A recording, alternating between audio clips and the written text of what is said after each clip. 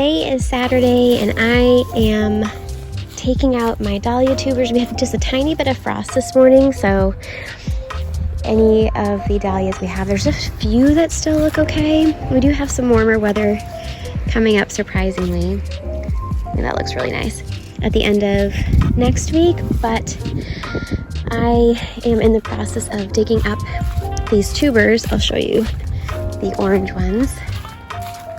And I think I'm going to try a method where I rinse them off, let them dry, and then store them in some sort of a medium. I was able to divide a few already because what they were attached to wasn't looking so good. But the remainder I will divide next spring, I believe, if I want to remove ones that look rotted or maybe compromised in terms of an open wound, anything like that that could cause them to rot while I'm storing them. I think I'm going to try to store them. I only have a little bit of vermiculite, but I think I may try some newspaper and just spritz them every once in a while so they don't dry out. Here in Maine, we can't keep them in the ground because the frost will just destroy them. I will be digging up the rest and storing them and probably giving away most of them for next year. Look, the elephant ear, this morning we had a little bit of frost and it is gone. So I'm going to look into how I can save the bulb. So that will be interesting. So I'm going to try and dig up that bulb and see, I think that there's a bulb under there and see what we got going on. But a lot of things were really nipped today in the frost.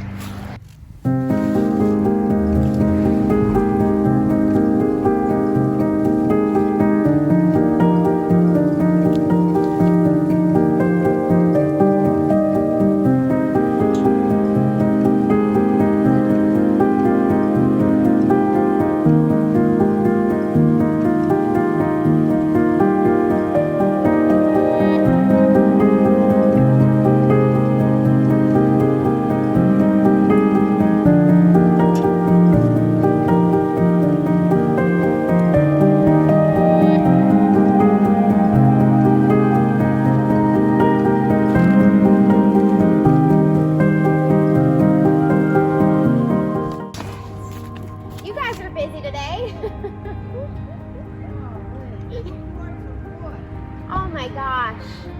Yeah. I don't miss those days. On the farm we used to split it too. And I just...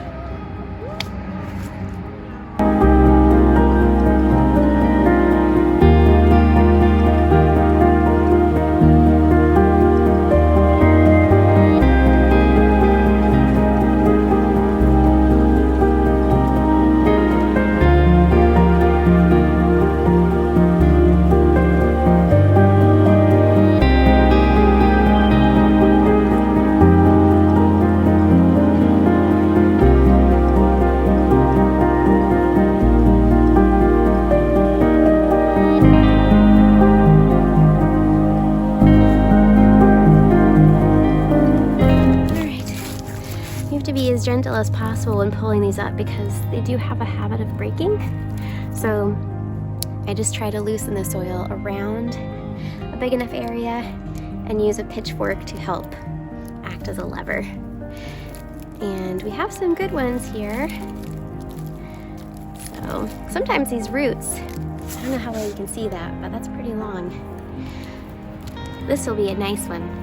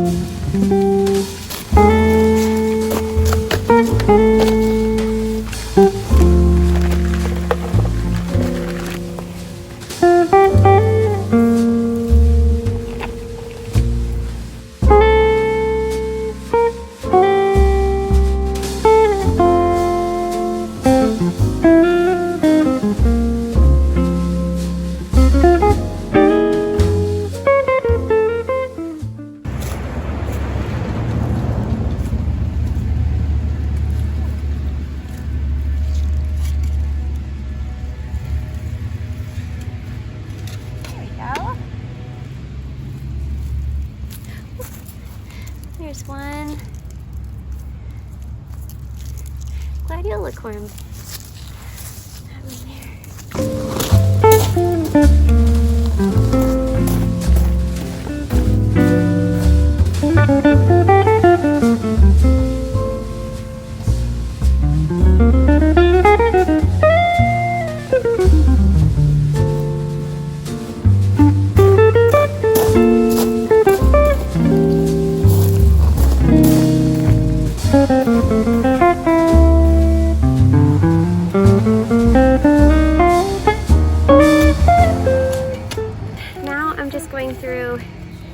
a few gladiator alliums, and they are actually a part of the onion family, alliums. These will get about 42 to 46 inches tall, and they'll be a lilac pink color. Blooms very late. I'm just trying to add in a few more. These are actually going to be perennials for me, which is great. I'm slowly trying to incorporate more perennials into the garden. That way it's less for me to take out come next fall. I can just cut these back. But I figured these would be really pretty to just dot around the fence so that they peek out here and there. So I have this one and about 5 more to plant on the other side of the fence, and just doing a little bit more cleanup as I go too.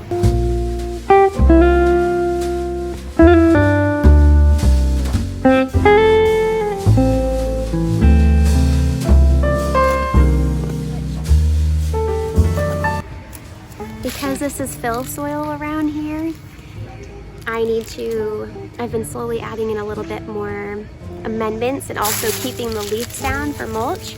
It also adds an organic material to the bed.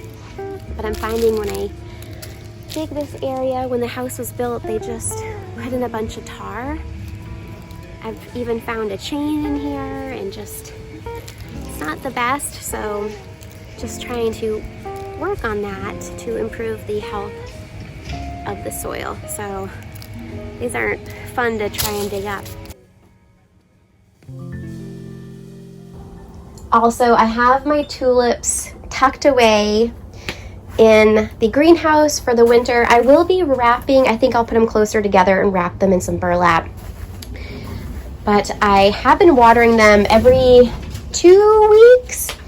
And it's so funny because I must have had a few sweet pea seeds in the mix of my soil, and I keep finding these sweet peas sprouting. I wish we were warm enough where I could just have them all year long.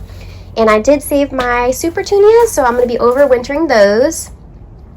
These are super hardy and tough. You can just cut them pretty far back, and then they just sprout back. So have to add that to the list as well.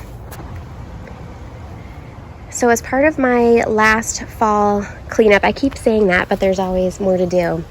I'm going to be cutting back my cone flowers. These are hot papaya, and these are some seeds I'll be saving, along with, oh, did my iris open up?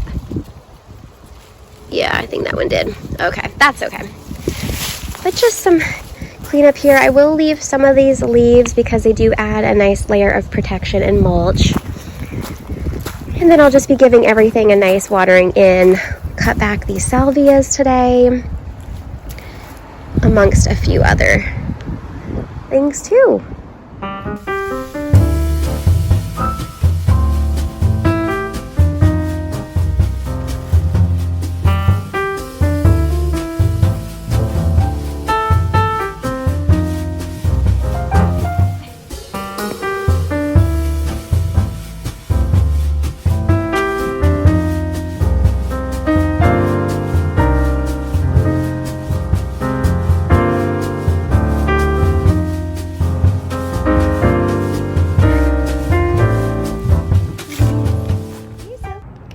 So I do want to share a cool little project that I'm going to try, or I guess experiment.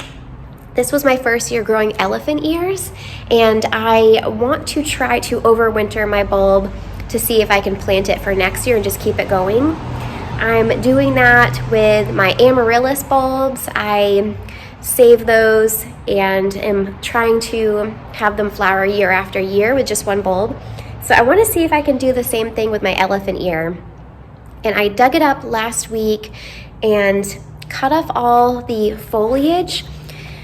And then what I did, where is it? Let me see.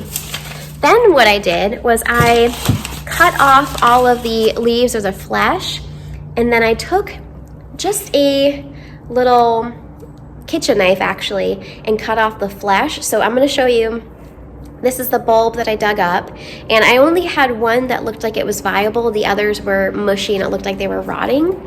But this one, look. So I went ahead and just took a little kitchen knife and cut all of the little fleshy parts off, and I have been letting this dry in my garage for, I want to say it's been over a week, so probably 2 weeks now, 2 weeks that I've been letting it dry, and it's forming a callus. I don't know how well you can see that. So it's starting to form a callus, and I cleaned off, I could probably clean off the roots a little bit more too. But my hope is that it's going to continue to form a callus, and I'm just keeping it tucked away in some newspaper. So I'll be putting that in the basement here soon, along with, here's some of my Dahlia tubers, and then I have my gladiolus bulbs that I'm saving too. There we go. And I'm just gonna store these here for now. I'm just letting them dry out. And then what I'll do is I'll probably put some of these in some vermiculite or some newspaper. I also heard about doing some dry pine needles, which we have some pine trees out in the front that I think would be great. So I'm gonna try that. Anywho, isn't that neato?